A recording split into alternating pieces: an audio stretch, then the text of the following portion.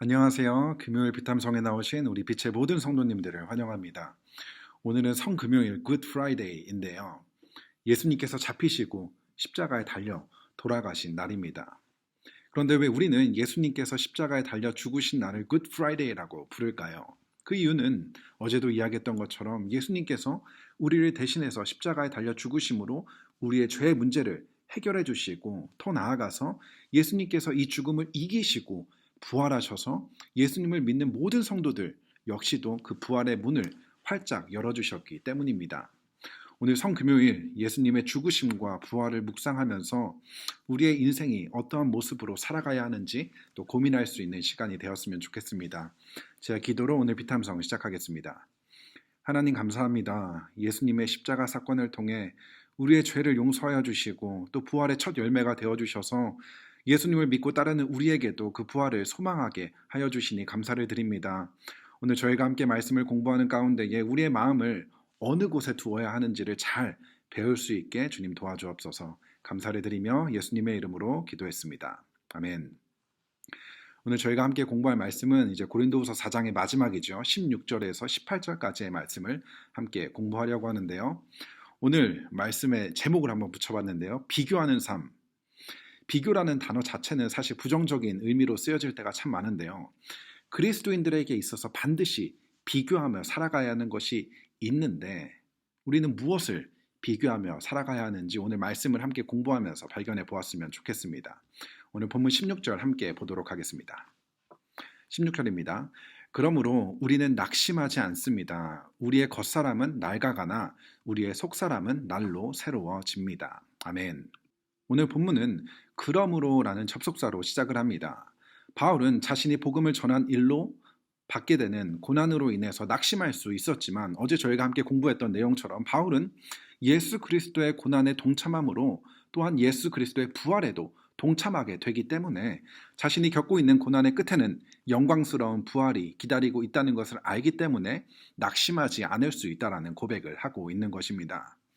지금의 당장의 상황에만 집중하다 보면 바울은 낙심할 수밖에 없는 상황에 처해 있었습니다. 하지만 오늘 계속해서 이야기 나눌 내용이지만 이 고난의 이후에 있을 그 영광스러운 날을 바라본다면 그곳에 우리의 마음을 두고 있다면 지금의 고난과 시련을 통해 낙심하지 않을 수 있게 된다는 것입니다. 바울은 이어서 겉사람과 속사람에 대한 이야기를 하고 있는데요. 여기서 이야기하는 겉사람과 속사람은 무엇일까요? 겉사람은 유한한 존재를 의미하고 있습니다. 고린도후서 4장에서 이러한 겉사람을 찾아본다면 11절에 죽을 육신으로 볼 수가 있는데요. 이 겉사람은 어떻게 된다고 이야기를 하죠? 낡아간다라고 이야기를 합니다. 요즘 다들 관리들을 너무 잘하셔서 나이에 비해서 훨씬 어려 보이고 젊게 사시지만 시간이 지나고 세월이 흐르게 되면 모두가 나이가 들게 되고 노인이 되고 죽음을 맞이할 수밖에 없습니다. 이처럼 겉사람은 유한한 존재이기 때문에 이 세상을 살아가다 마침내 죽어 흙으로 돌아가게 되는 제한된 유한한 존재라는 것입니다. 바울의 겉사람 역시도 끊임없는 고난과 수고로 인해서 계속해서 쇠약해지고 결국에는 죽어 흙으로 돌아가게 된다는 것이죠. 하지만 속사람은 어떻게 된다고 이야기를 하죠? 날마다 새로워진다고 고백을 합니다. 여기서 이야기하는 속사람은 하나님과 영원히 함께하는 영원한 존재를 의미하고 있습니다.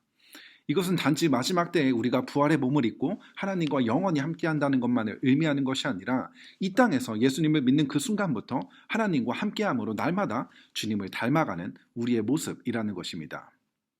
여기서 이야기하는 것처럼 속사람은 단지 낡아지지 않는 것에서 멈추는 것이 아니라 날마다 어떻게 된다고요?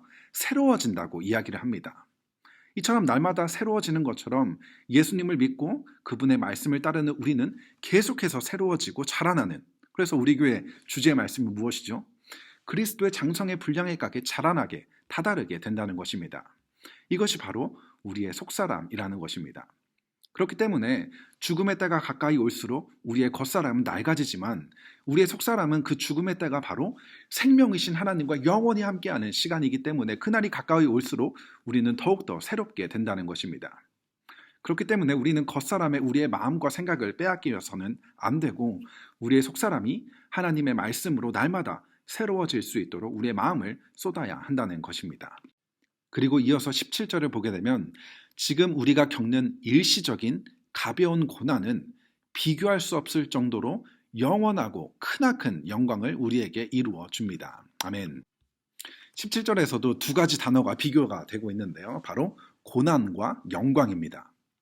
여기서 이야기하는 고난은 하나님의 말씀에 순종함으로 우리가 받게 되는 고난을 이야기하는데요. 이 고난 절대 쉽지가 않죠. 이 고난을 약간 고난의 터널을 생각하면 너무나 길게 느껴지고 언제 끝나는지 끝나지만 않을 것처럼 느껴집니다. 그리고 고린도전서 10장을 보게 되면 우리가 감당할 만한 시험 밖에는 당하지 않는다라고 기록이 되어 있습니다. 그런데 우리가 겪는 시험이 어떻죠? 그 무게가 너무나 무겁고 힘들게만 느껴집니다. 그런데 오늘 본문은 우리가 겪는 고난이 일시적이며 가볍다라고 표현을 하고 있습니다. 그 이유가 무엇일까요? 너무 길게 그리고 너무 무겁게 느껴지는 고난일지라도 우리가 받게 되는 영원하고 크나큰 영광과 비교했을 때에는 그 영광이 너무 크고 영원하기에 그것과 비교한다면 상대적으로 우리가 겪는 이 땅에서 겪는 고난은 일시적이고 가벼운 것이라고 이야기를 하는 것입니다. 올림픽 선수가 그 고통의 시간을 보내면서 또 그 메달의 영광을 향해 묵묵히 그 길을 걸어가는 것처럼 이러한 영광과는 비교도 안 되는 하나님과 영원히 함께하는 그 영광의 날을 바라보며 살아가게 될 때 우리가 이 땅에서 겪는 고난, 힘들고 어렵지만 그 영광에 비해서는 아무것도 아니라는 것입니다. 그런데 문제는 당장 우리 눈앞에 보이는 건 현실이기 때문입니다. 18절을 보겠습니다. 우리는 보이는 것을 바라보는 것이 아니라 보이지 않는 것을 바라봅니다. 보이는 것은 잠깐이지만 보이지 않는 것은 영원하기 때문입니다. 바울은 보이는 것을 바라보지 말고 보이지 않는 것을 바라보라고 이야기를 합니다. 보이는 것은 이 땅에서의 삶을 이야기하며 보이지 않는 것은 하나님과 영원히 함께하는 그 삶을 이야기하고 있습니다. 이 영원한 삶에 비하면 이 땅에서의 삶은 우리가 아무리 길다고 생각할지라도 잠깐이라는 것을 이야기하고 있는 것이죠. 그런데 어떻게 보이지 않는 것을 바라볼 수가 있는 것일까요?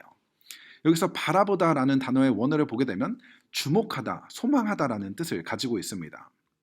우리가 주목하고 소망해야 하는 것은 잠시 잠깐 있다 사라지는 이 땅이 아니라 영원토록 영광스러운 그날을 소망하고 그곳에 우리의 마음을 주목시켜야 한다는 것입니다.